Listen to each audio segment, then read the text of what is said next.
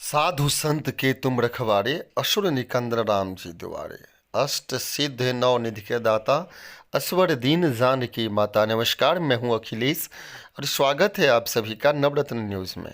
नवरत्न news का ये exclusive report, जिसमें देखिए आप विश्व सुंदरी साध्वी, जिन्होंने अपना एक्टिंग भी किया, इन्होंने एक्टर भी रहा, और उसमें भी ये विश्व सुंदरी नागा साधु जो है वो महाकुंभ के मेले में पहुंच चुकी है।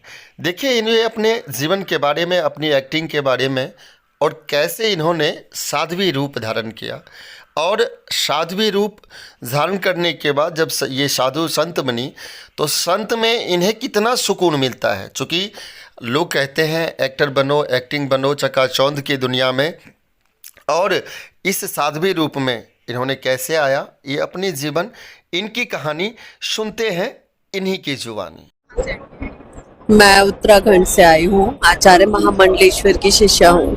बहुत कुछ कर लेते हो जब आपने एक्टिंग भी कर लिया, आपने एंकरिंग भी कर लिया, आपने देश विदेश भी घूम लिया है, आपने सब कुछ कर लिया है। उसके बाद ये रहता है कि आपको उसमें सुकून नहीं मिल रहा है। नाम है, शोहरत है, लेकिन सुकून नहीं है। फिर जब आपको भक्ति अपनी तरफ खींचती है ना, तो आपको धीरे धीरे सुकून मिलना चालू होता है। फिर आप लोगों से, काम से कट के और भगवान की शरण में, भजन कीर्तन में, मंदिरों में आके रहना चालू कर देते हो। तो ऐसा जिसकी किस्मत में लिखा होता है यहाँ से जुड़ना, वो जुड़ ही जाता है। महाकुंभ शुरू होने वाला है।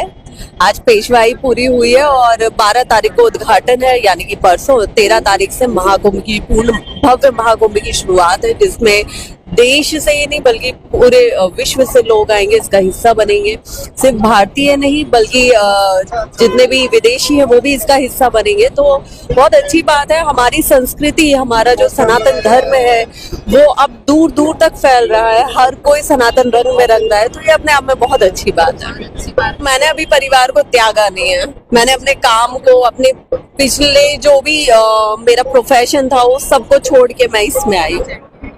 मैं उत्तराखंड से आई हूँ, आचार्य महामंडलेश्वर की शिष्या हूँ। तो मैं देख रही हूँ आप इतनी मतलब सुंदर हैं, तो कभी ऐसा मन नहीं करा साध्वी जीवन छोड़ के और कुछ आगे करने का? मुझे जो करना था वो छोड़ के मैंने ये वेश धारण किया है। तो ऐसा क्यों? ऐसा मतलब क्या था कि साध्वी जीवन में क्या आपने सोचा कि साध्वी सुकून। तो अभी कितनी उम्र होगी आपकी? मेरी 30। तो अभी कितने समय से आप मतलब साध्वी जीवन में? पिछले 2 साल से। पिछले 2 साल से। तो मतलब कैसा लगता है, किस प्रकार का सुकून मिलता है? भगवान की श्रद्धा में? हाँ, आप जब जिंदगी में बहुत कुछ कर लेते हो, जब आपने एक्टिंग भी कर लिया, आपने एंकरिंग भी कर लिया, आपने देश विदेश भी घूम लिया है, आपने सब कुछ कर लिया है, उसके बाद ये रहता है कि आपको उसमें सुकून नहीं मिल रहा है। नाम है, शोहरत है, लेकिन सुकून नहीं है। फिर जब आपको भक्ति अपनी तरफ खींचती है ना, तो आपको धीरे धीरे सुकून मिलना चालू होता है। फिर आप लोगों से, काम से कट के और भगवान की शरण में, भजन कीर्तन में, मंदिरों में आके रहना चालू कर देते हो। तो ऐसा जिसकी किस्मत में लिखा होता है यहाँ से जुड़ना, वो जुड़ ही जाता है। जी, वो बात तो सही कह रही। मैं ये जानना चाहूंगी, जैसा कि आपने बताया कि एंकरिंग, एक्टिंग, तो मतलब आप एक तरीके से एक्ट्रेस रह चुकी हैं। जी। अच्छा, तो कुछ ऐसे आपके काम जो आप बताना चाहें? क्या आप गूगल पे सर्च कर लीजिएगा। और मैं ये जानना चाहूंगी कि महाकुंभ के बारे में क्या मतलब क्या कहना चाहेंगे? अभी महाकुंभ हो गया है। महाकुंभ शुरू होने वाला है।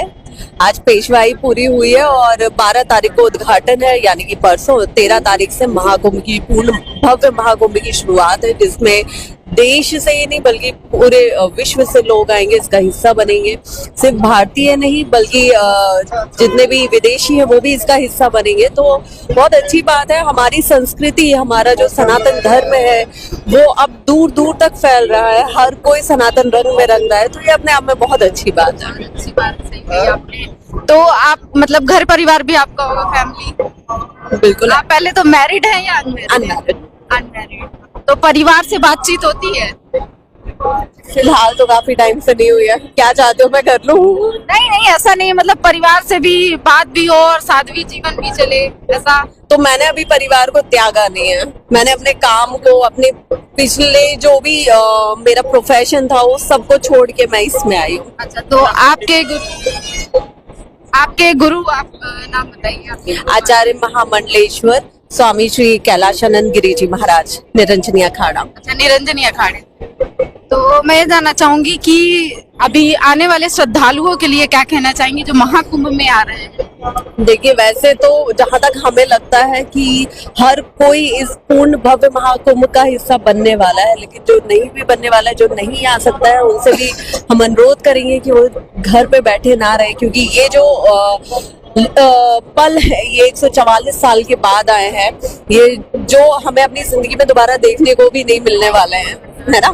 तो जहाँ भी जो भी है, देश में विदेश में, वो सब घर से निकल के आए और इस अमृत धारा में, संगम की धारा में गोता लगाएं, स्नान करें और खुद को शुद्ध करें, रोग दूर करें, कष्ट दूर करें और ईश्वर का नाम जपें। और ये मेरे दर्शकों को बताइए कि आपके जो गुरु हैं, अभी आप शिक्षा दीक्षा उनसे ले रही होंगी, तो किस प्रकार की तपस्या साधना कुछ करनी पड़ती है। सब मैं आपके दर्शकों को बता दूं। अरे आप भी बताएंगे तभी जान पाएंगे। नंबर ले जाने का, आने का, बाद में लेने का। बस बस बस, चलिए ठीक है, भी कट करके डालना पड़ेगा आपको। चलिए धन्यवाद, बहुत बहुत धन्यवाद।